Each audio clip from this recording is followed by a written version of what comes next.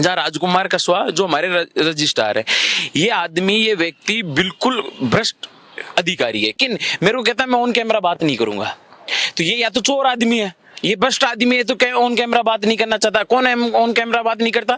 जो जिसके अंदर भ्रष्टाचार भरा हुआ हो, जो मेरे साथ इन्होंने घटना की। ये जैसे सोशल मीडिया पे वायरल होने लगा तो कुछ शिक्षा मंत्री को खुद को इसमें इंटरफेयर करना पड़ा और महारानी में संज्ञान लेना पड़ा। ये जब से छात्र संघ चुनाव बंद हुए तो प्रशासन के कानों में जू नहीं रेख रही, ये अपने आप को राजाशाही समझने लग गए। अब ये कह रहे हैं कि भाई मानसून बारिश तेज है इस वजह से गिर रहा है, तो पहले क्या ये लोग सोए हुए थे? झालावाड़ में जिस तरीके से ये घटना हुई कि प्रशासन सो रहा था, इस वजह से ही तो घटना हुई। तो ये घटना हमारे विश्वविद्यालय में ना हो, इसके लिए ये काम थोड़ी करेंगे कि भाई आप जैसे घटना होने के बाद में आप ये चीजें फंड अलॉटमेंट करा रहे हो, आपका पैसा थोड़ी सरकारी पैसा है, ये तो आप काम में ले सकते। झालावाड़ स्कूल हादसे ने राजस्थान को पूरी तरह से झकझोर कर दिया। ऐसी तमाम राजस्थान में स्कूलें, ऐसे महाविद्यालय और ऐसे सरकारी ऑफिस हैं जो जर्जर हो चुके हैं, जिनकी बिल्डिंगें गिर रही हैं। हाल ही में महारानी कॉलेज में जहां पर सीलिंग से दीवार गिरने और दरारें आने और छत पूरी तरह से नीचे टुकड़े गिर जाने से और वहां पर सरे निकल गए थे। इसको लेकर छात्र नेता देवपाल सानिया महारानी कॉलेज पहुंचे थे। इस मांग को लेकर वो रजिस्ट्रार ऑफिस भी गए। वहां पर उनके साथ में धक्का मुक्की की जाती है। आखिर क्या था वो ऐसा क्या था उस जगह कि इनके साथ जो धक्का मुक्की हुई, कैसे उसको देखते हैं? सबसे पहले आपका स्वागत है। बहुत बहुत आपके मीडिया को बहुत बहुत धन्यवाद देना चाहता हूँ। देखिए क्या हुआ, जो ये घटना है ये 2 दिन पुरानी घटना थी। जो छत गिर गई, वहां से जो प्लास्टर गिर रहा था, सरिये दिख रहे थे, बार बार 2-3 जगह हॉस्टल में गिर चुकी थी। उसके बाद में भी जो लड़कियां हैं वो फोन कर रही थी कि भैया ये छत गिर गई, कोई नहीं आके संभाल रहा। मैं वार्डन भी नहीं संभाल रही और प्रिंसिपल भी नहीं संभाल रही। उसके बाद में मैं सुबह दिन में जाता हूँ तो वहाँ वार्डन मैम से मेरी फ़ोन पे बात होती है। वार्डन मैम बोलती है कि आपको फ़ोन किसने किया? मैडम मैं कहा ये चीज़ मायने नहीं रखती कि मेरे को फ़ोन किसने किया, मायने ये रखता है कि आपने एक्शन क्यों नहीं लिया, आप बच्चों से मिलने क्यों नहीं गए। लड़कियां 150 लड़कियां रहती हैं, उनकी जिम्मेदारी आपकी है, तो आप उनसे मिलने क्यों नहीं गए? तो मैडम का बार बार एक ही क्वेश्चन था। फिर उसके बाद में मैं प्रिंसिपल ऑफिस चला गया, प्रिंसिपल मैम से पूछा तो प्रिंसिपल मैम ने कहा कि ये सारी चीजें हमने कर दी है, फंड भी हो गया है। कब हुआ? मैं कहा मैम ने बोला कल ही हुआ है। तो मैंने कहा मैम जब कल हुआ है तो इससे पहले कि आप सो रहे थे, प्रशासन ने इससे पहले कहाँ चला गया था? झालावाड़ में जिस तरीके से ये घटना हुई कि प्रशासन सो रहा था, इस वजह से ही तो घटना हुई। तो ये घटना हमारे विश्वविद्यालय में ना हो, इसके लिए ये काम थोड़ी करेंगे कि भाई आप जैसे घटना होने के बाद में आप ये चीजें फंड अलॉटमेंट करा रहे हो, आपका पैसा थोड़ी सरकारी पैसा है, ये तो आप काम में ले सकते थे। बोले हमने यूई को बोला था, यूई ने बोला भाई रजिस्ट्रार पैसे दे ही नहीं रहा।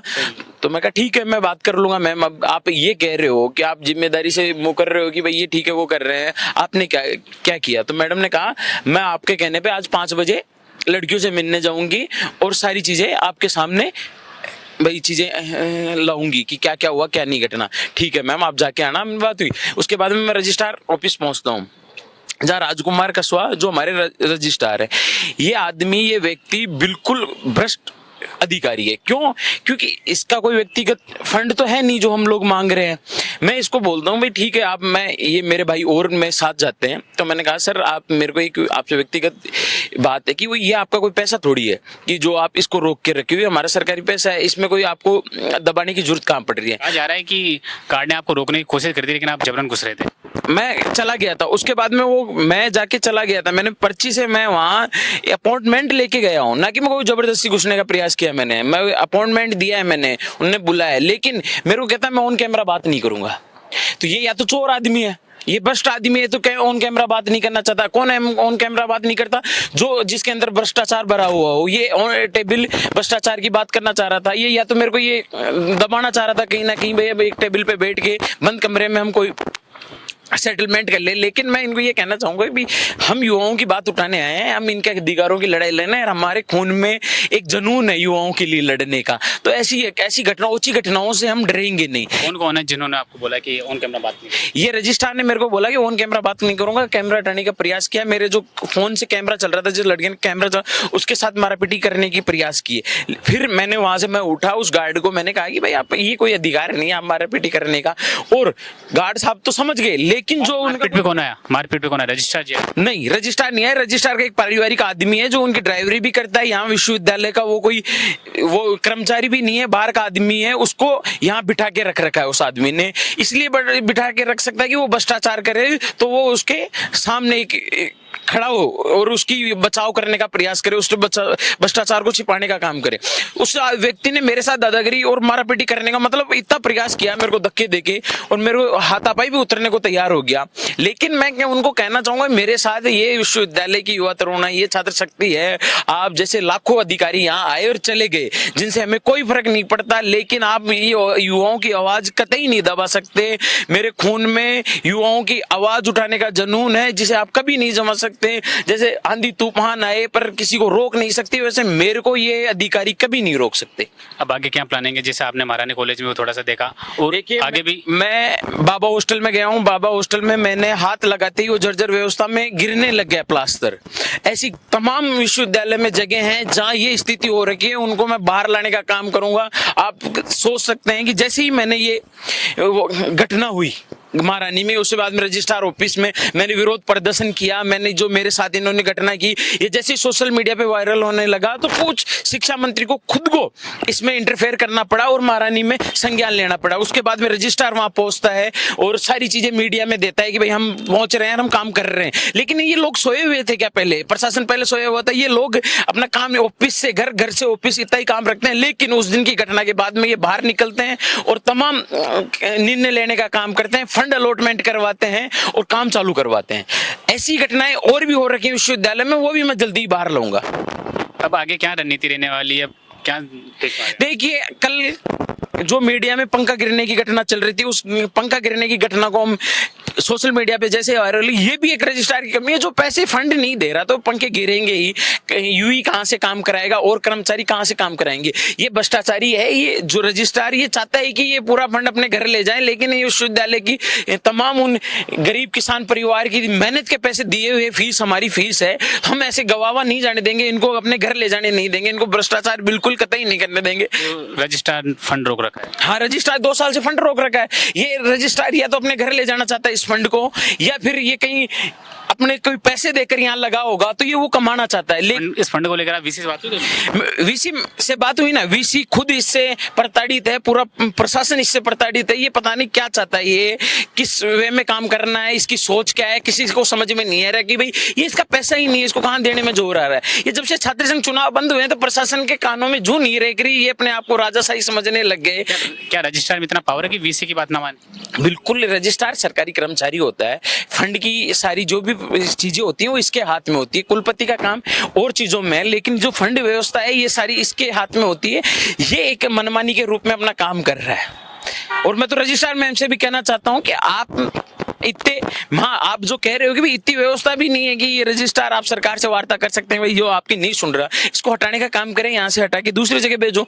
जब ये काम ही नहीं कर रहा, आम छात्र छात्राओं की आवाज को दबाने का काम कर रहा है, ऐसे हमारे साथ कुठाराघात कर रहा है, कल को लोग मरेंगे, यहाँ छात्र छात्राओं की हत्या होगी, उससे अच्छा इसको पहले से यहाँ से हटाओ, दूर करो। ये आज मानसून चल रहा है, उससे पहले इनको दिख नहीं रहा था कि भाई ये छत गिरेगी यहाँ, इनको पहले सर्वे करवाना चाहिए था कि नहीं करवाना चाहिए, तो यहाँ पानी गिरेगा या ये छत गिर सकती है। अब ये कह रहे हैं कि भाई मानसून बारिश तेज है इस वजह से गिर रहा है, तो पहले क्या ये लोग सोए हुए थे? लेकिन बाहर से तो कोई संस्था आती है और विश्वविद्यालयों के प्लस ग्रेड देती है, क्या कहेंगे?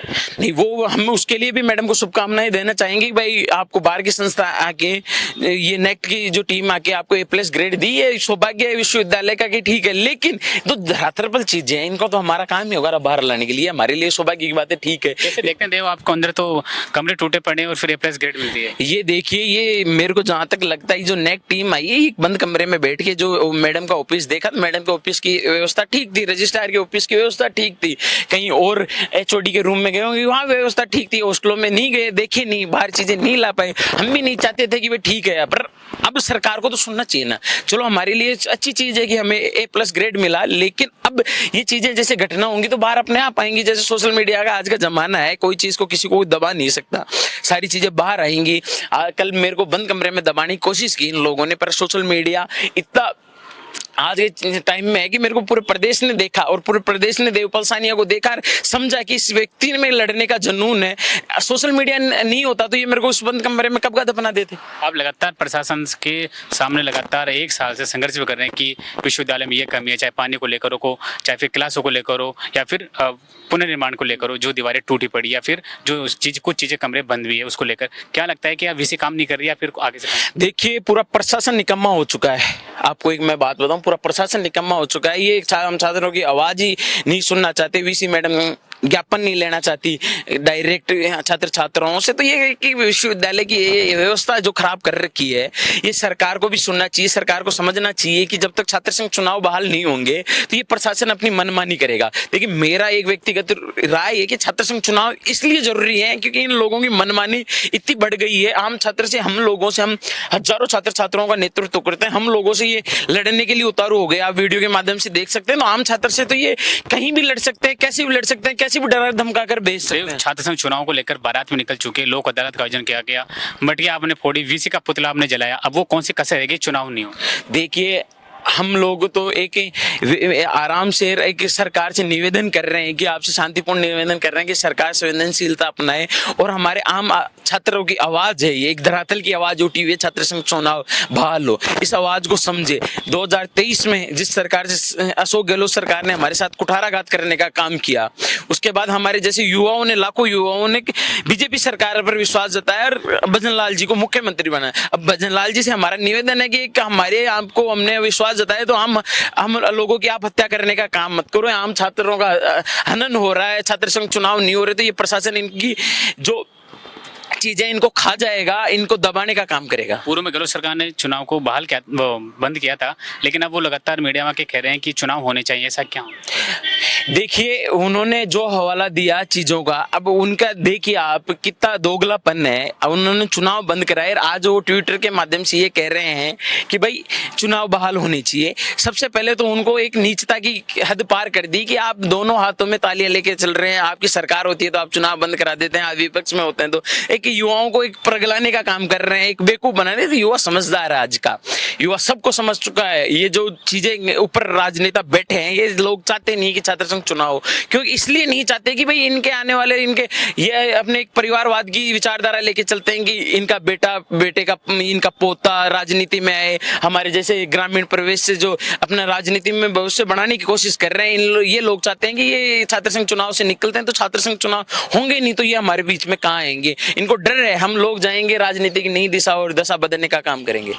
सरकार बदलती है, आपकी भी उम्मीद जगी होंगी कि सरकार बदल के अब तो चुनाव बहाल होंगे। हाँ, ये हमारी उम्मीद थी ना भाई, सरकार बदल रही है, युवाओं ने, हम लोगों ने विश्वास जताया सरकार पर कि भाई छात्र संघ चुनाव होंगे, युवाओं के जैसे रोजगार को चीजें होंगी, पेपर लीक की जैसे घटनाएं हो रही थी उन पर काबू होगा। लेकिन हमारी जो मुख्य मांग थी छात्र संघ चुनाव बहाल हो, आज 2 साल होने को आए, कहीं सरकार सुन नहीं रही। तो सरकार से सृजनशील तरीके से हम मांग कर रहे हैं कि मुख्यमंत्री जी की कि हमारी ये आपसे अपेक्षा है कि आप छात्र संघ चुनाव बहाल करोगे और आप इस पे निर्णय लो। अन्यथा जैसे अशोक गहलोत को 2023 में विधानसभा चुनाव में घर बिठाने का काम किया, तो ये युवा है, ये युवा अपनी मांग को रखता है। युवाओं में एक जनून है, ये किसी की सरकार हो उसको भी घर बिठाने का काम। मेरा आखिरी सवाल, यूनिवर्सिटी से एमएलए निकले, मंत्री निकले, सबको आपने ज्ञापन भी दिया, क्या लगता है कि वो ज्ञापन सिर्फ ले रहे हैं, आपके साथ में मैदान में नहीं आ रहे? देखिए, ज्ञापन ले रहे हैं, उन्होंने विधानसभा में भी मुद्दे उठाए, हमें ठीक है, हमारे बड़े भाई हैं, वो हमारे से निकले हुए, ये नेतृत्व राजस्थान विश्वविद्यालय से निकला है, निकलने के बाद में वो वहां तक पहुंचे,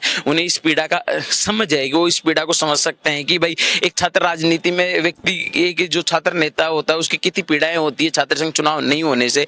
तो उन्होंने अपने अपने स्तर पर मांग उठाई है, हम उनका स्वागत भी करते हैं कि वो अपनी मांग उठा रहे हैं। लेकिन उनको एक निवेदन है कि आप हमारे साथ इस विश्वविद्यालय प्रांगण में आओ और हमारे साथ मांग उठाओ। एक सरकार का जो भी व्यक्ति आता है तो उससे सरकार में दबाव बनता है। तो ये थे मेरे साथ देवफल सान्याल, जिन्होंने विश्वविद्यालय की सारी कड़ियाँ खोली है, विश्वविद्यालय में जितनी भी कमियां उन्होंने बताया, और महारानी कॉलेज में जिस मांग को लेकर वहां पर गए थे और कुछ ही दिन बाद रजिस्ट्रार के साथ में इनके साथ धक्का मुक्की की जाती है और यूनिवर्सिटी के सामने इन्होंने खुल के कहा है कि यूनिवर्सिटी में तमाम अव्यवस्था है जिनको वीसी और रजिस्ट्रार नजरअंदाज कर रहे हैं। कैमरामैन सरदार के साथ में राकेश रवानिया, गोल्डन हिंद, जयपुर।